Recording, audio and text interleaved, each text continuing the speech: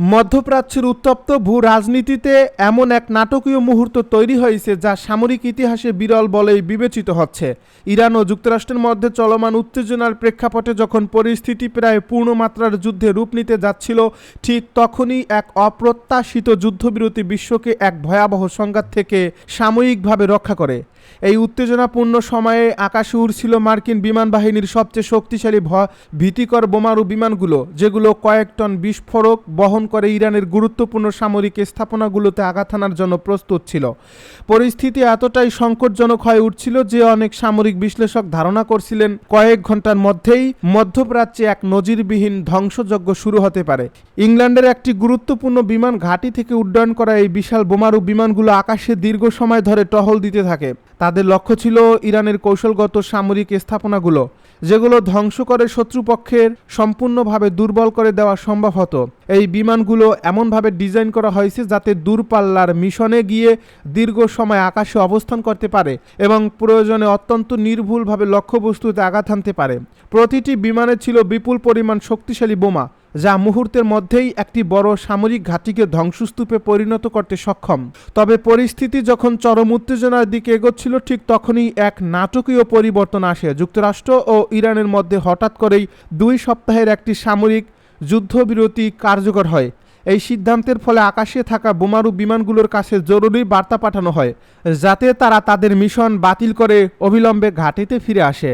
পাইলটরা সেই নির্দেশনা অনুসরণ করে এবং অবাক করার মতো বিষয় হলো, এত বড় মিশনের জন্য প্রস্তুত থাকা সত্ত্বেও একটি বোমাও নিক্ষেপ করা হয়নি। এই ঘটনাটি বিশ্বব্যাপী আলোচনার কেন্দ্রবিন্দুতে পরিণত হয়েছে, কারণ সাধারণত এমন পরিস্থিতিতে যখন সামরিক প্রস্তুতি এতদূর এগিয়ে যায় তখন হামলা প্রায় অনিবার্য হয়ে ওঠে। কিন্তু এই ক্ষেত্রে শেষ মুহূর্তের কূটনৈতিক পদক্ষেপ পুরো চিত্রটাই বদলে দেয়।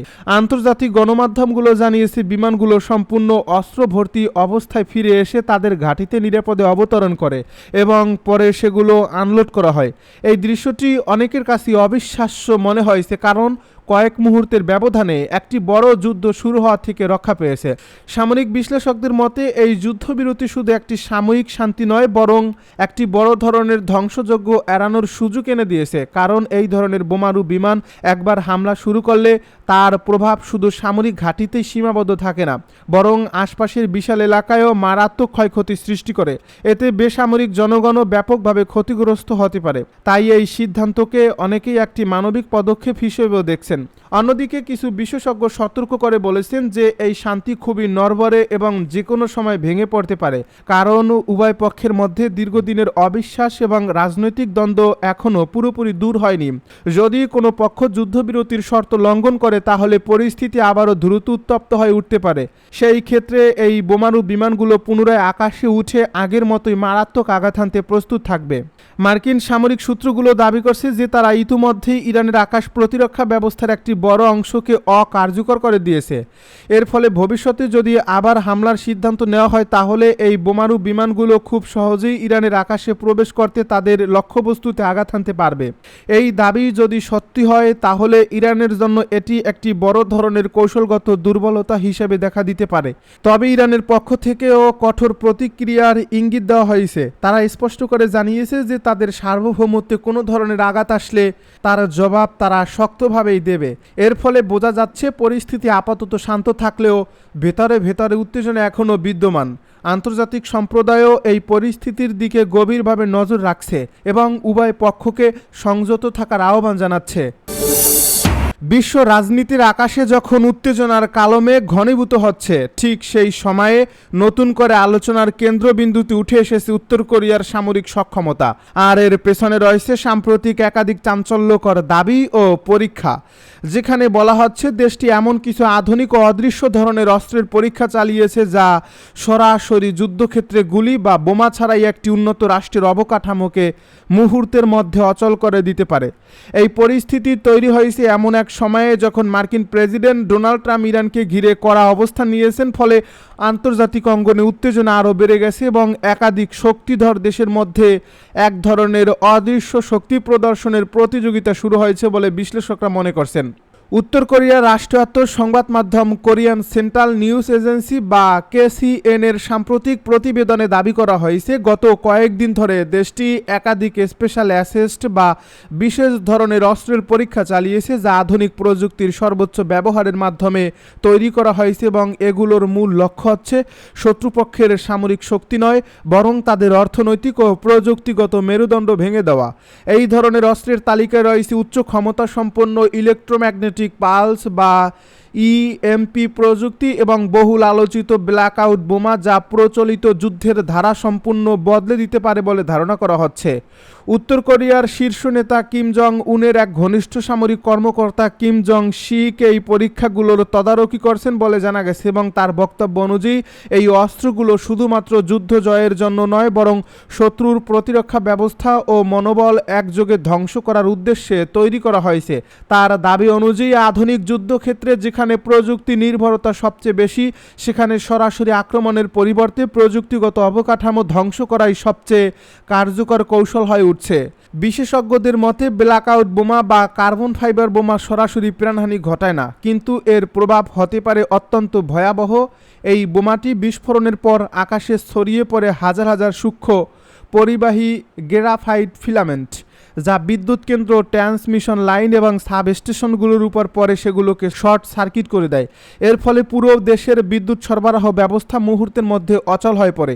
অন্ধকারে ডুবে যায় শহর থেকে গ্রাম, থেমে যায় শিল্প উৎপাদন, যোগাযোগ ব্যবস্থা এবং এমনকি সামরিক প্রতিরক্ষা ব্যবস্থা মারাত্মকভাবে ক্ষতিগ্রস্ত হয়। অন্যদিকে ইলেকট্রোম্যাগনেটিক পালস বা EMP অস্ত্রের প্রভাব আরও বিস্তৃত এবং কৌশলগতভাবে বিপজ্জনক বলে মনে করা হচ্ছে। এই প্রযুক্তি ব্যবহার করে কোনো ধরনের বিস্ফোরণ ছাড়াই শক্তিশালী তড়িৎ চৌম্বক তরঙ্গ তৈরি করা হয় যা শত্রুপক্ষের রাডার, স্যাটেলাইট যোগাযোগ ব্যবস্থা, যুদ্ধবিমান এবং অন্যান্য গুরুত্বপূর্ণ ইলেকট্রনিক যন্ত্রপাতিকে উন্নত যুদ্ধবিমানও মুহূর্তের মধ্যে একটি নিষ্ক্রিয় ধাতব কাঠামোতে পরিণত হতে পারে। এদিকে দক্ষিণ কোরিয়ার রাজধানী সিউল থেকে জানানো হয়েছে উত্তর কোরিয়ার ভূখণ্ড থেকে একাধিক ক্ষেপণাস্ত্র উৎক্ষেপণের সংকেত পাওয়া গেছে, যেগুলো প্রায় 240 থেকে 700 কিলোমিটার দূরত্ব অতিক্রম করে সমুদ্র পতিত হয়েছে। যদিও এই উৎক্ষেপণগুলো সরাসরি কোনো হামলার অংশ ছিল না, তবুও এগুলোকে সামরিক সক্ষমতা প্রদর্শনের অংশ হিসেবে দেখা হচ্ছে, যা প্রতিবেশী দেশগুলোর মধ্যে উদ্বেগ আরও বাড়িয়ে তুলছে। শুধু তাই নয়, উত্তর কোরিয়া তাদের ব্যালিস্টিক ক্ষেপণাস্ত্র কর্মসূচির অংশ হিসেবেও নতুন ধরনের পরীক্ষা চালিয়েছে বলে দাবি করা হচ্ছে। বিশেষ করে হোয়াসং 11 ক্ষেপণাস্ত্রের জন্য একটি নতুন ধরনের ক্লাস্টার ওয়ারহেডের পরীক্ষা নিয়ে আলোচনা চলছে, যা একাধিক লক্ষ্যবস্তুতে একযোগে আঘাত হানতে সক্ষম এবং যুদ্ধক্ষেত্রে এর কার্যকারিতা অত্যন্ত বিধ্বংসী হতে পারে বলে সামরিক বিশ্লেষকেরা মনে করছেন। রাজনৈতিক দিক থেকেও পরিস্থিতি ক্রমেই জটিল হয়ে উঠছে। উত্তর কোরিয়ার উপ পররাষ্ট্রমন্ত্রী জং কুল চল সম্প্রতি এক বিবৃতিতে দক্ষিণ কোরিয়াকে তাদের ইতিহাসের সবচেয়ে শত্রুতাপূর্ণ রাষ্ট্র হিসেবে আখ্যায়িত করেছেন।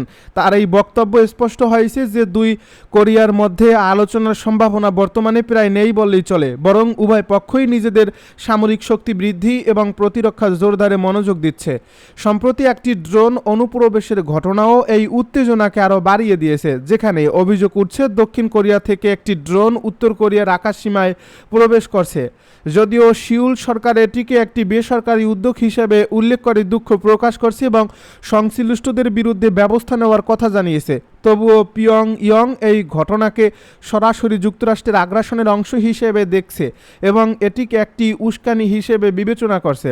সব মিলিয়ে বর্তমান এই পরিস্থিতি ইঙ্গিত দিচ্ছে যে বিশ্ব রাজনীতি এখন এক নতুন ধরনের যুদ্ধের দিকে এগোচ্ছে, যেখানে প্রচলিত অস্ত্রের পাশাপাশি অদৃশ্য ও প্রযুক্তি নির্ভর অস্ত্র হয়ে উঠছে প্রধান হাতিয়ার। উত্তর কোরিয়ার সাম্প্রতিক এই পদক্ষেপগুলো শুধু তাদের সামরিক সক্ষমতারই পরিচয় দিচ্ছে না, বরং এটি একটি বার্তাও বহন করছে যে ভবিষ্যতের যুদ্ধ হবে অনেক বেশি জটিল, দ্রুত এবং প্রযুক্তি নির্ভর, যেখানে চোখে দেখা আগুনের চেয়ে অদৃশ্য আঘাতই হতে পারে সবচেয়ে ভয়াবহ।